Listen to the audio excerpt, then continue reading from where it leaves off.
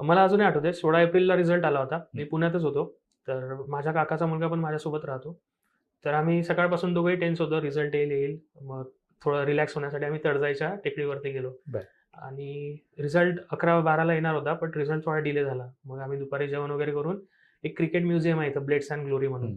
ते म्युझियम बघायला गेलो, कारण की मला क्रिकेटची खूप आवड आहे, बरं. की थोडा टाईमपास होईल रिझल्ट येईपर्यंत. आणि म्युझियममध्ये असताना रिझल्ट आला. माझा काकाचा मुलगा एकदम शाउट करायला लागला, की 155 रँक आय-ए-एस, आय-ए-एस.